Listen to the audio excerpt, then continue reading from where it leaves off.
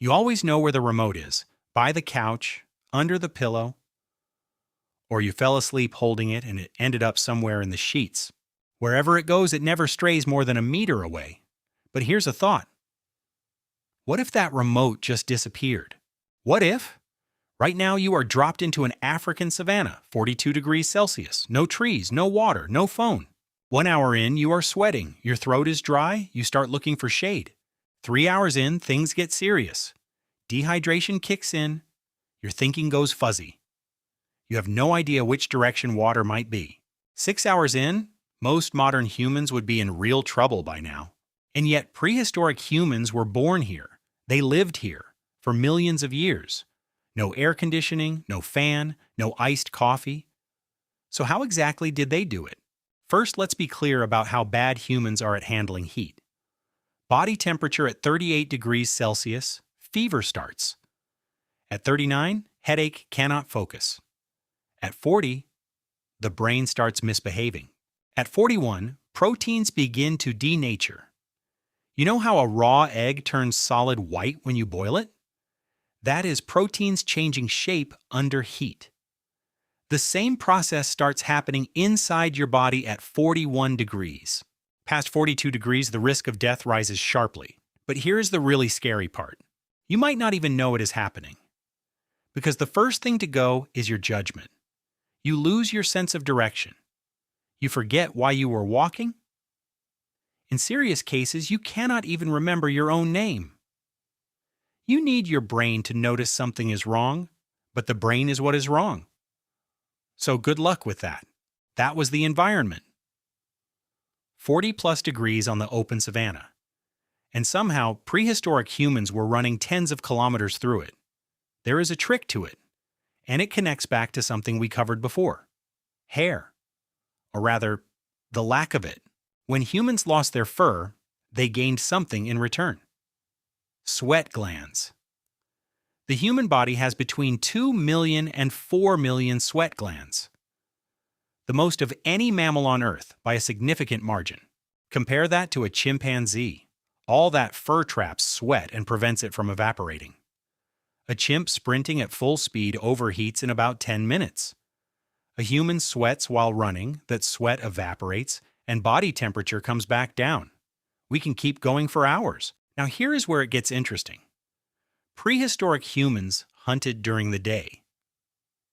Specifically during the hottest part of the day, on purpose. The reason is simple. Other animals cannot handle midday heat. Deer, antelope, zebras, they overheat fast because of all that fur. They can sprint away at full speed, but after 10 or 15 minutes they have to stop. Humans are slow. We lose any short sprint to basically every animal worth hunting. But we do not stop. A few hours of steady jogging under the midday sun, and the prey collapses before we do. We are the only mammal capable of sustained running through peak daytime heat. The 40-degree savanna was not a threat to prehistoric humans. It was prime hunting hours because all the competition was already on the ground. There is one catch. Water. You need water to sweat. Lose just 2% of your body water, and your physical performance drops noticeably. Lose 5%, and you get that judgment collapse we just talked about. Lose 10%, and you are dead.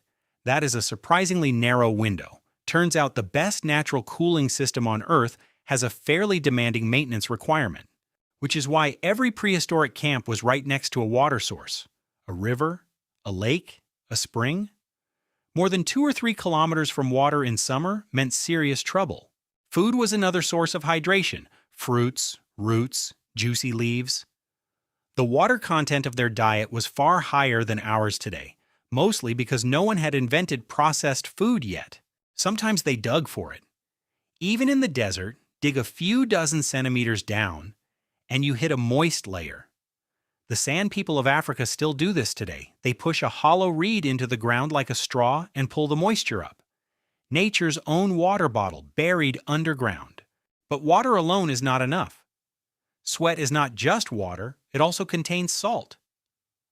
Lose too many electrolytes and your muscles start cramping. Lose more and you lose consciousness. Drinking water without replacing the salt can actually make things worse. That is why marathon runners sometimes collapse at the finish line despite drinking the whole time. Prehistoric humans got their electrolytes from animal organs and blood. Eating internal organs before muscle meat after a hunt was not a quirky preference, it was survival strategy. Now let us talk behavioral strategy. The Hadza people of Tanzania still live today in a way that closely mirrors prehistoric life. Researchers tracked their daily movement patterns and found something interesting. From 11 in the morning to 3 in the afternoon, almost no movement. They sit in the shade, talk, lie down, or sleep. This is not laziness. Moving at full intensity during those hours could kill you from overheating. It is a strategic pause. The Spanish siesta, the Greek midday rest, these were not cultural quirks. They were survival patterns that people living in hot climates discovered over thousands of years. Modern people mocked them for a while. Science has since confirmed they were right all along. Remember who was laughing? Hunting started around 4 or 5 in the morning and wrapped up before the heat peaked. Prey animals are active in the early hours too, and the temperature is still manageable. Running flat out in the hottest part of the day, by prehistoric standards, was essentially signing your own death certificate. Terrain was a tool too. Cave temperatures stay almost completely independent from whatever it is doing outside. Caves in Mediterranean regions hold a steady 15 to 17 degrees Celsius even at peak summer. Prehistoric humans did not live in caves only because of predators. Summer air conditioning, winter heating. The earth itself provided the energy. Stone Age climate control. No cave available? Rock overhangs, cliff bases, and large trees worked too. Shade alone can lower the felt temperature by more than 10 degrees. Same 40-degree air, shade versus direct sunlight, is a life or death difference. Wind helps just as much. At 40 degrees with a 20-kilometer-per-hour breeze, the felt temperature drops to around 34 or 35. Prehistoric humans preferred riverbanks, coastlines, and hilltops, not for the scenic view, for the wind. When summer peaked, groups moved to higher ground. For every 100 meters you climb, temperature drops about 0.6 degrees Celsius. 1,000 meters up means 6 degrees cooler. It costs enormous energy to make that climb. But that 6-degree difference was sometimes the line between surviving the summer and not. They also had active cooling techniques. Wet skin maximizes evaporative cooling. Saharan nomads still wrap wet cloth around their bodies today. Prehistoric humans simply walked into water whenever they found it. Mud went a step further. Apply it to the skin, and it blocks direct sunlight, then slowly evaporates and pulls heat away. Sunscreen, cooling pack, and insect repellent in one application. 3 benefits: 0 packaging required. Clothing is interesting here too. You might assume clothes were invented purely for cold weather. But in hot climates, loose draping keeps you cooler than bare skin. The Bedouin cover themselves head to toe in flowing fabric in the desert. It looks backwards. But loose fabric blocks direct sunlight while creating an air gap between cloth and skin.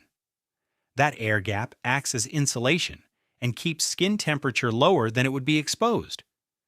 It is essentially an early version of the same principle behind air conditioning. Food choices were part of the strategy too.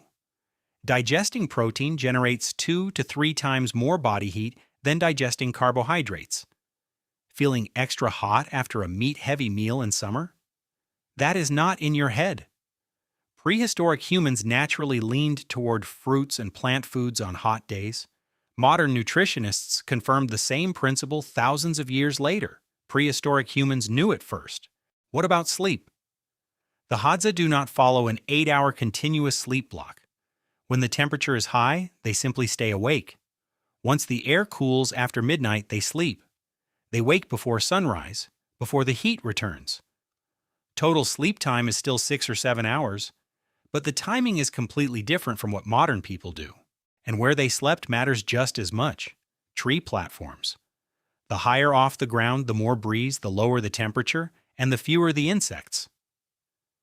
Evidence of tree sleeping among early humans has been found in fossil records.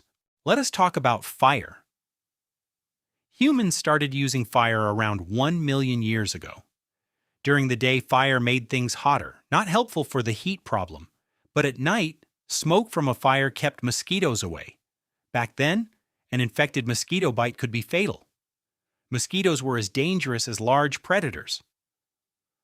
Fire did not cool anything down, but it significantly raised the odds of surviving the night. Skin color. When humans lost fur, skin was exposed directly to ultraviolet radiation. UV rays destroy folate, a vitamin essential for healthy fetal development. Too little folate leads to birth defects and infertility. Serious consequences. Natural selection stepped in. Skin with more melanin blocked UV rays more effectively. The darker skin of early humans originating in Africa was not an aesthetic choice. It was a survival code written into biology for living in a 40-degree environment. Community was decisive too. Heat stroke is especially dangerous because you cannot self-diagnose it. Judgment goes first, remember?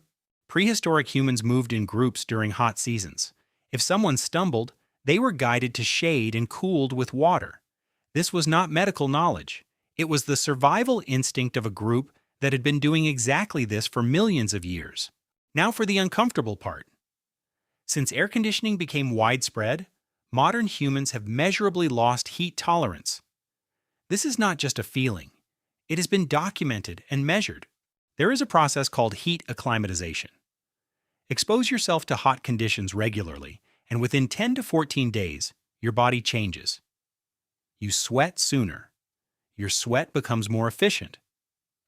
Your heart rate stabilizes. Your blood plasma volume increases. Your entire thermoregulation system upgrades itself. Prehistoric humans maintained this state their whole lives. Modern humans are gradually letting it decay, one air-conditioned room at a time. Try going 2 weeks without air conditioning. The first 3 days are rough. By 1 week in, you start sweating faster and more effectively. By 2 weeks, the same heat that was overwhelming before feels significantly more manageable. The capability is still inside you. You just have not been using it. Put simply, if a prehistoric human showed up this summer, they would probably handle the heat better than most of us. Less intelligent by modern standards. No technology whatsoever. But physically more capable of dealing with heat than we are. That is a slightly uncomfortable thing to sit with. Now let us talk about where air conditioning actually came from. 1902, Brooklyn, New York. A 25-year-old engineer named Willis Carrier is staring at a frustrating problem. A printing company hired him. Summer humidity is making paper swell and ink smear. He builds a device to control humidity. His intention was never to make people more comfortable. He built it for the paper and the ink, not for us. The technology spread, and it spread somewhere surprising: movie theaters.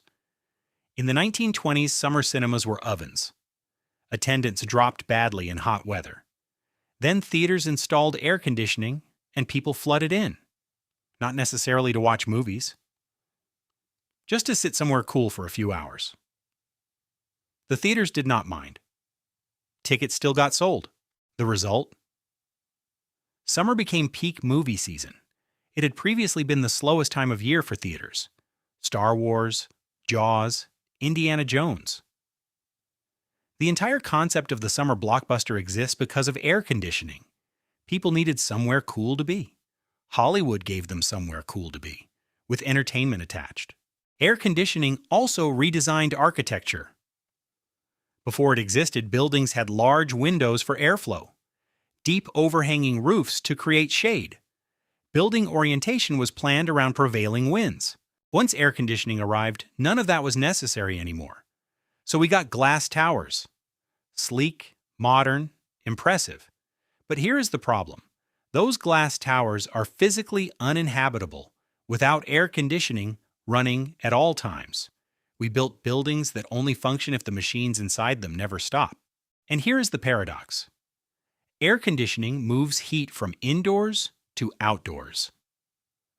When an entire city runs air conditioning simultaneously, outdoor temperatures rise. When outdoor temperatures rise, more air conditioning gets used. More usage makes temperatures rise further. This is called the urban heat island effect. In Tokyo, summer temperatures have risen by roughly 3 degrees Celsius over the past 100 years, partly because of this cycle. The machine we invented to escape the heat is generating the heat. Let us come back to where we started. Prehistoric humans survived millions of years in 40-degree environments without air conditioning. Their toolkit was simple: shade, water, wind, early mornings, caves, mud, each other. They were not uniquely tough or special. They had bodies calibrated to their environment, and that calibration capability still exists in us. We just have not needed to use it for about 120 years. You are still going to use the air conditioning. This summer, next summer. Same as always. That is fine. But now you know something different when you do. This heat is not abnormal. It is the original condition for our species. Our prehistoric ancestors ran through it, hunted in it, raised children in it, and planted the seeds of everything that eventually became civilization. In that heat, with no remote. They endured it so we do not have to. If you found this interesting, subscribe and hit the like button. It helps more than you would think. Next time we are diving into another hidden story of humanity. Leave a comment with anything that surprised you. See you next time.